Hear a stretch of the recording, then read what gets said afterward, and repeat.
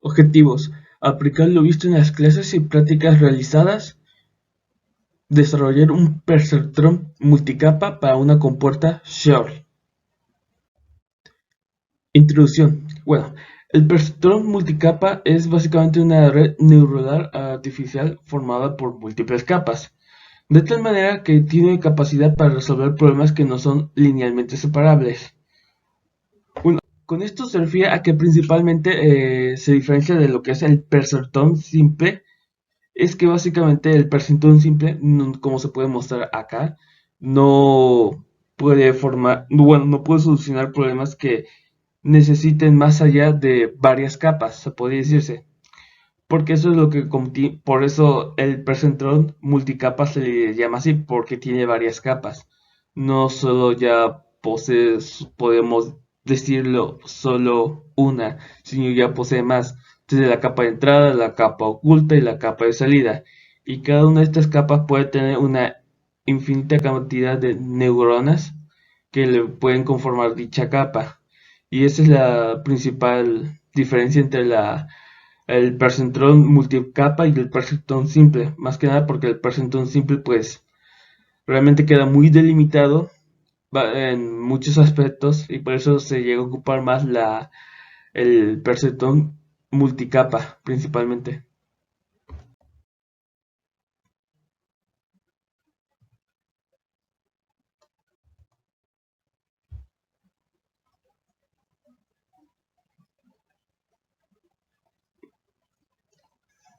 Se nos pide que creemos un percentrón multicapa short.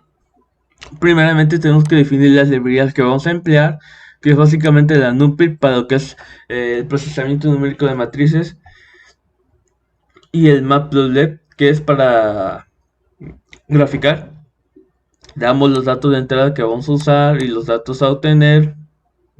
Principalmente como estamos usando una compuerta short, estos son los datos que usualmente maneja la compuerta, o bueno, los datos finales que hay que obtener, y obviamente los mandamos a imprimir para visualizar que efectivamente nuestras matrices sí están acomodados como queremos.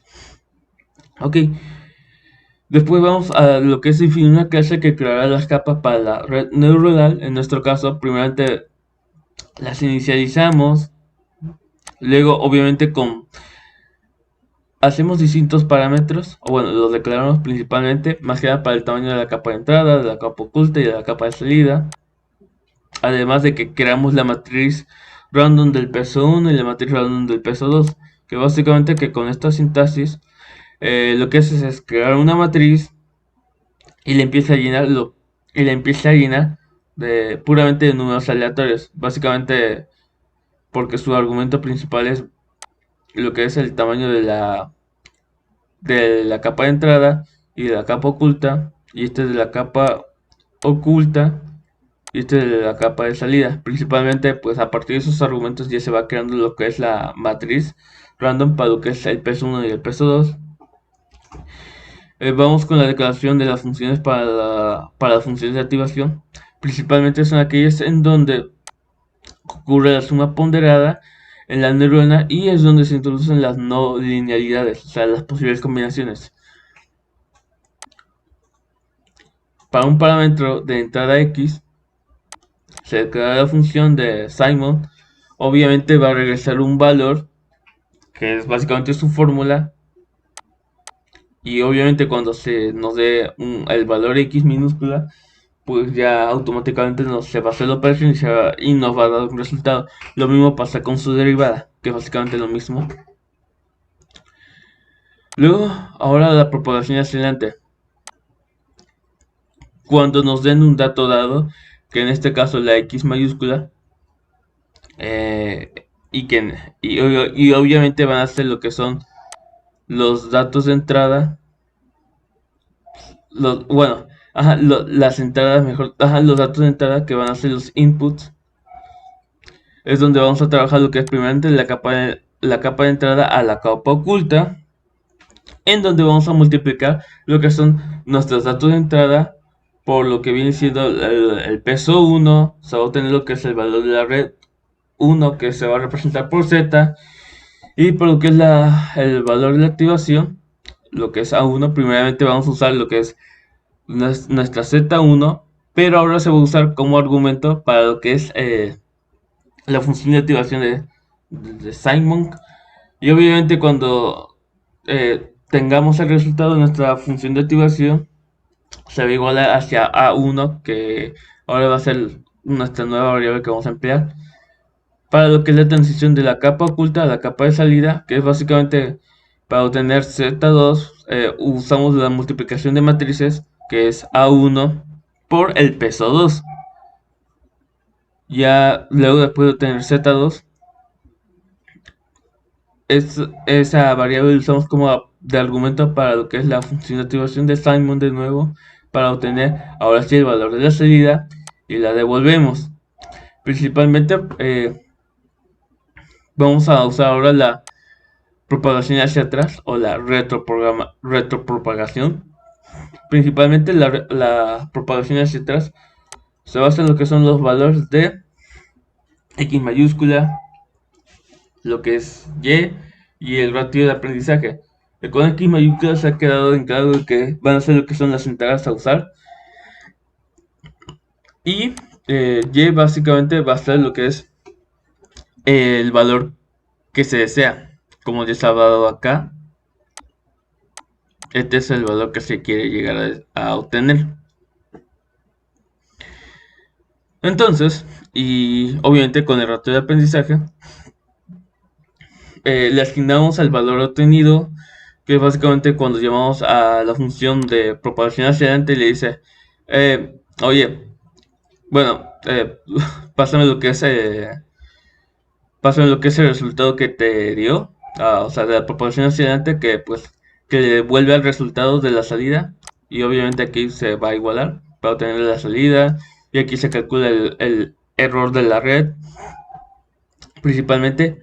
Y bueno, hay que recordar que aquí como se usa la fórmula del error cuadrático medio y se llega a desarrollar por lo que es a través de lo que es la regla de la cadena, obviamente hay que obtener la derivada de lo que es el peso 2 y el peso 1 más que nada por lo que el descenso del gradiente. Entonces, por lo tanto, teniendo en cuenta de que en el error cuadrático medio, cada vez que estemos derivando, obviamente para, digo, hacia atrás, se va a ir desarrollando más según la regla de la cadena, como se puede apreciar. Y obviamente esto tiene que ver con las operaciones que hemos estado haciendo, pero ahora hacia la inversa, básicamente. Esto llega originalmente acá.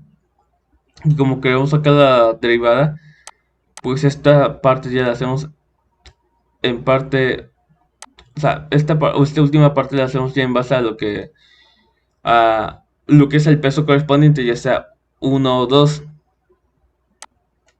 Entonces, ya con eso teniendo en cuenta, se crea la variable de lo que es de salida de delta, principalmente, para así facilitarnos el cálculo de lo que es de la derivada del peso 2. Más que nada porque como es una multiplicación de matriz, se nos pide que, bueno, ahora multiplícame lo que es A1, que es el valor de activación, por su transporta, y lo multiplicas por lo que es la salida de delta, que es básicamente lo que es el error de la red, por lo que es la derivada de Simon, pero ahora teniendo como argumento lo que es el valor de la salida. Y así obtenemos la derivada del peso 2, teniendo en cuenta lo que habíamos dicho antes. Además de que tenemos que calcular también el error de la capa oculta, que es básicamente tomando en cuenta lo que es la salida de delta, o sea, la variable. Ahora se hará una multiplicación de matrices donde se multiplicará lo que es el peso 2 y se llevará su transpuesta para que al final tengamos lo que es el error en la capa oculta. Y bueno, al igual que para el peso 2 necesitamos la derivada del peso 1. Y para no complicarnos tanto también usamos lo que es la delta oculta, que lo que hace esta variable es multiplica lo que es el valor de lo que es error en la capa oculta por lo que es el valor que nos dé de la derivada de la función de activación Simon, que es donde tendrá como argumento principal lo que es A1, que es de acá.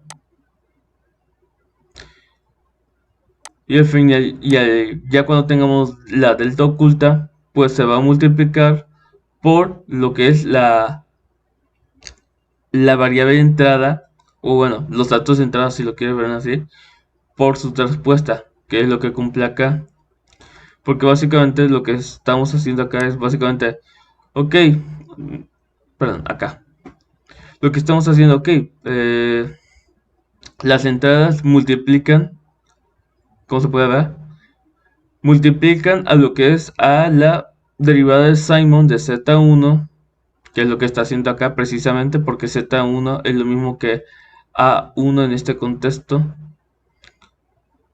Luego multiplica lo que es el error oculto, que es básicamente de la salida delta por lo que es el peso 2. Y bueno, aquí se ve con lo que es la salida de delta, que es básicamente el error de salida, o sea, la salida menos el valor que se desea, por lo que es la derivada de Simon, pero ahora de Z2, que es lo que se llega acá. Al fin y al cabo, pues el algoritmo para lo que es para la derivada de W1 y W2 y W1, o sea, el peso 2 y el peso 1, es que es básicamente ir desarrollando la regla de la cadena a través del error cuadrático medio. Y en esta parte se puede decir que es de la propagación hacia atrás, es donde se encuentra acá. Y obviamente, pues, todo esto es necesario para lo que es el descenso del gradiente, donde se ajustan las matrices de pesos. Y obviamente con lo que es el ratio de aprendizaje, teniéndolo en cuenta, obviamente lo devuelve mandándoselo a lo que es el error cuadrático medio, teniendo como argumento pues la salida y el valor deseado. Obviamente aquí se hace lo que es el error cuadrático medio.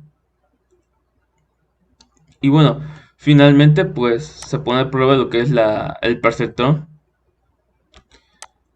que obviamente le vamos a dar lo que son los valores de bueno, el tamaño de la capa de entrada, de la capa oculta y de la capa de salida. Y primeramente, bueno, esto se declara lo que es un array de errores y el valor de error va a ser 1.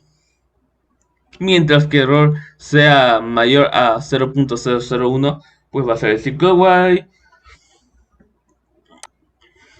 Va a llamar lo que es nuestra función, obviamente porque ya se acaban de asignar valores y la propagación hacia atrás se va a dar estos argumentos para los cuales acá se va a dar estos argumentos para los cuales se puede decir que X mayúscula van a ser tus entradas, Y sigue siendo Y, y el ratio de aprendizaje va a ser 1, básicamente. Y lo que va a hacer, pues va a calcular error, y cuando ya calcule error, y ya podríamos decirlo, que ese error lo va a añadir a una lista de errores que se va a crear en lo que es en este array principalmente. Y entonces cada vez que pues se calcule el error, se va a ir añadiendo lo que es a una lista, se va a añadir una lista, y obviamente se manda lo que es imprimir los resultados finales, y se visualiza el error a través de lo que es de esta parte del código, más que nada para ir visualizando cómo fue el error que se fue reduciendo a casi nada, se puede decirse, y se tienen los resultados, que como se puede observar, estos dos son lo más parecidos que se obtiene a 1 y lo demás es lo más parecido a 0.